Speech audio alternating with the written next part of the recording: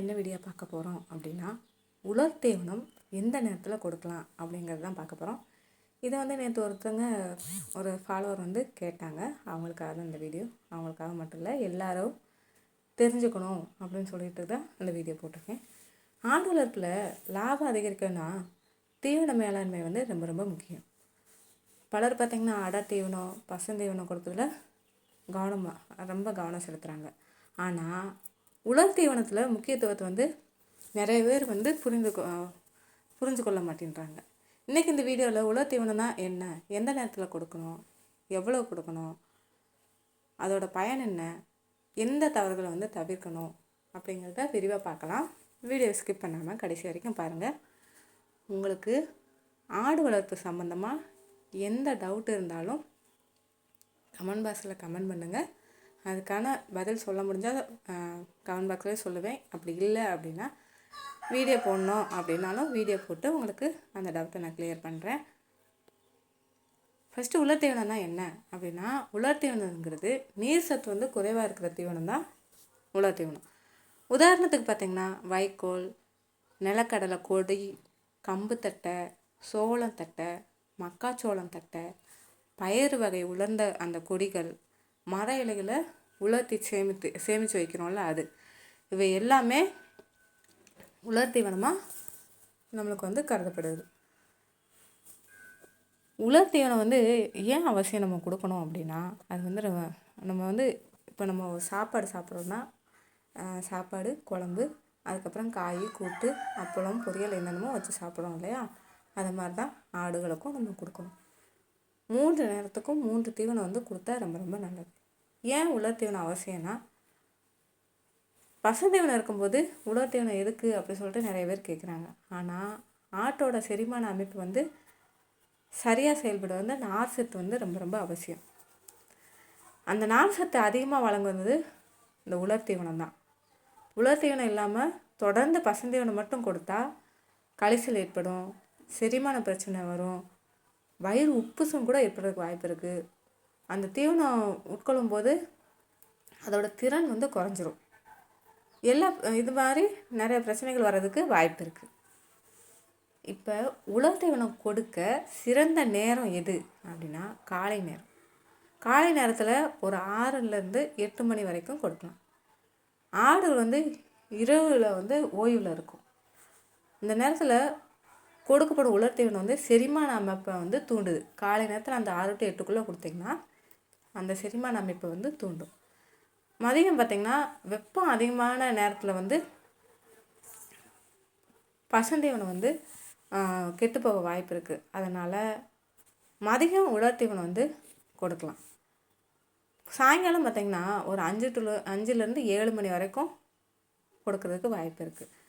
இரவு முழுவதும் ஆடுகள் வந்து இதை வந்து மென்று சாப்பிட்றதுக்கு வாய்ப்பு இருக்குது. இதனால் வயிறு காலியாக வந்து இருக்காது. எந்த நேரத்தில் கொடுக்கக்கூடாதுன்னா, மழையில் நனைஞ்ச உடனே கொடுக்கக்கூடாது. அந்த பூஞ்சை பிடிச்ச தீவனத்தை வந்து எந்த நேரத்துலையும் கொடுக்கக்கூடாது. அதிக வெப்பத்தில் நீண்ட நேரம் கிடந்த அந்த தீவனத்தையும் தவிர்க்கணும். அடுத்து ஒரு ஆட்டுக்கு எவ்வளோ உலர் தீவனம் வந்து கொடுக்கறது அப்படின்றத பார்க்கலாம். பொதுவாக பார்த்திங்கன்னா வளர்ந்த ஆடு அப்படின்னா 500 கிராம்லேருந்து 1 கிலோ வரைக்குமே கொடுக்கலாம். சினை ஆடு இருக்குது பார்த்திங்களா, அதுக்கு 1 கிலோ வரைக்கும் கொடுத்தா போதும். இந்த தாயாடு இருக்கும் பார்த்திங்களா, பால் கொடுக்கும்ல, அந்த ஆடுக்கு 1லேருந்து 1.5 கிலோ வரைக்குமே கொடுக்கலாம். சப்போஸ் குட்டிகளுக்கு கொடுக்க போகிறீங்க அப்படின்னா ஒரு 200லேருந்து 500 கிராம் வரைக்கும் கொடுத்தா போதும்.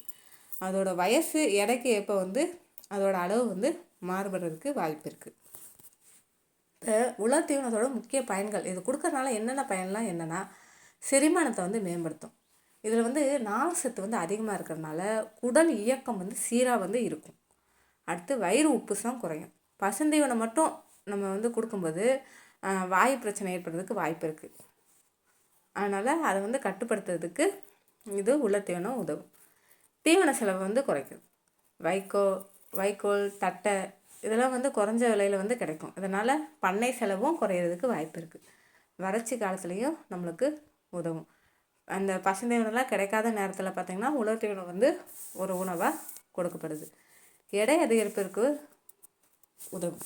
அதாவது அடர் தீவனத்தோட சேர்த்து கொடுத்தா நல்ல வளர்ச்சி வந்து கிடைக்கும். இப்போ எல்லா இதுலேயும் பார்த்துருப்பீங்க வீடியோவில். இப்போ வந்து பசுந்தீவனமாக கொஞ்சம் பச்சை பசேன்னு தெரியுது. இன்னும் கொஞ்சம் நாள் இன்னும் கொஞ்சம் ஒரு 2 மாதம் கழிச்சு பாருங்களேன், ஃபுல்லாக காஞ்சு போய் வெறும் ஒன்றுமே இருக்காது. வெறும் உலர் தீவனமாக தான் இருக்கும். அதை நான் பழைய வீடியோவில் போய் பாருங்கள் எப்படிலாம் இருக்கும்னு சொல்லிட்டு. அடுத்து நோய் எதிர்ப்பு திறன் வந்து மேம்படும். சீரான செரிமானம் இருப்பதனால உடல் நலமும் மேம்படும். சிறந்த உலர் தீவனம்னா என்ன அப்படின்னு சொல்லிட்டு பார்க்கலாமா? நிலக்கடலை கொடி. இதில் வந்து புரதச்சத்து வந்து அதிகம். ஆடுகள் வந்து விரும்பி சாப்பிட்றதுக்கு வாய்ப்பு இருக்குது. சோளத்தட்டை, இது வந்து ரொம்ப கம்மியான விலையும் இருக்கும், ரொம்ப ரொம்ப ஈஸியாக கிடைக்கிறதுக்கு வாய்ப்பு இருக்குது. மக்காச்சோளத்தட்டை, இது வந்து சக்தி எனர்ஜி தரக்கூடிய ஒரு மக்காச்சோளம். கம்பு தட்டை வந்து நார் சத்து அதிகம். பயறு கொடிகள் வந்து புரதச்சத்து நிறைந்தவை. என்னடா உலர் தீவனத்தில் வந்து இவ்வளோலாம் இருக்கா அப்படின்னு சொல்லிட்டு யோசிக்காதீங்க. நிஜமாலுமே அதில் வந்து நிறைய பெனிஃபிட்லாம் இருக்குது. நீங்கள் கொஞ்சம் கொஞ்சமாக கொடுத்து பாருங்கள். ஃபஸ்ட்டு உலர் தீவனம் சேமிக்கும் முறை என்னென்னா, மழைப்படாத அந்த இடம் இருக்கும் பார்த்திங்களா, அதில் காற்றோட்டம் இருக்கணும். அந்த இடத்துல வந்து வைக்கணும். மழை தண்ணியில் பற்றக்கூடாது. தரையில் நேராக வைக்கக்கூடாது. மரப்பலகை வந்து மேலே அடுக்கி நம்ம வந்து வச்சுக்கலாம். இதனால் என்னென்னா நீண்ட நாட்கள் வந்து அது கெடாமல் நல்லாயிருக்கும். அடுத்து வந்து விவசாயிகள் அந்த பண்ணை வளர்ப்பாளர்கள் எல்லாருமே செய்யக்கூடிய தவறுகள், நம்மளுக்கே தெரியாமல் கூட தப்பு செய்யலாம். என்னென்னா பூஞ்சை பிடிச்ச அந்த வைக்கோலை வந்து கொடுக்குறது. நடுவில் இருந்து எடுக்கும்போது நடுவில் ஈரப்பதம் இருக்கிறதுனால அது கெட்டு போயிருக்கும். அந்த மாதிரி கொடுக்கக்கூடாது. அடுத்து உலர் தீவனம் மட்டும் நான் கொடுக்க சொல்ல, எல்லா தீவனம் கலந்து தான் கொடுக்க சொல்லியிருக்கேன். ஓகேங்களா? அதனால் அது 2வது தவறு. 3வது தவறு தண்ணி இல்லாமல் கொடுக்குறது. உலர் தீவனம் கொடுக்கும்போது கண்டிப்பாக தண்ணி வைங்க.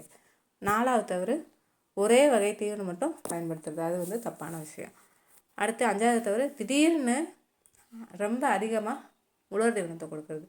எந்த தீவனம் கொடுத்தாலும் அளவோடு கொடுத்தா தான் நல்லது. அளவுக்கு மிஞ்சினா அமிர்தமும் நஞ்சுன்னு சொல்லுவாங்கள்ல, அந்த மாதிரி தான்.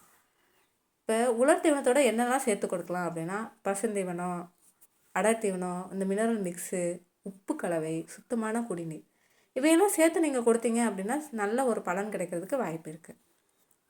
லாபத்தை அதிகரிக்கும் ரகசியம் என்னன்னு சொல்லிட்டு பார்க்கலாமா? உலர் தீவனங்கிறது வெறும் வயிறு நிரப்பு உணவு கிடையாது. சரியான நேரத்தில் சரியான கொடுத்தா தீவன செலவு வந்து குறையும், செரிமானம் மேம்படும், நோய் பாதிப்பு குறையும், எடை அதிகரிக்கும், இனப்பெருக்க திறன் வந்து மேம்படும், பண்ணையோட லாபமும் குறையும். ஆடு வளர்ப்பில் வெற்றி பெற பெரிய முதலீடு மட்டும் போதாது, சரியான தீவன மேலாண்மை ரொம்ப ரொம்ப அவசியம். உலர் தீவனத்தை காலையில் இல்லைன்னா சாயங்காலம் வந்து சீராக வந்து கொடுத்து பழகுங்க. பசுந்தீவனம் அடர் தீவனத்தோடு சேர்த்து கொடுங்க. அதுதான் ஆட்டுக்கு வந்து நல்ல ஆரோக்கியமாக நல்ல லாபத்தை தரும். இந்த வீடியோ கண்டிப்பாக உங்களுக்கு பயனுள்ளதாக இருந்தால் கண்டிப்பாக லைக் பண்ணுங்கள், ஷேர் பண்ணுங்கள். மேலும் ஆடு தொடர்பான பயனுள்ள தகவலுக்கு என் சேனலை மறக்காமல் சப்ஸ்கிரைப் பண்ணி வச்சுக்கோங்க. நாளைக்கு என்ன வீடியோ பார்க்கலாம்னு சொல்லிட்டு நாளைக்கு பார்க்கலாம்.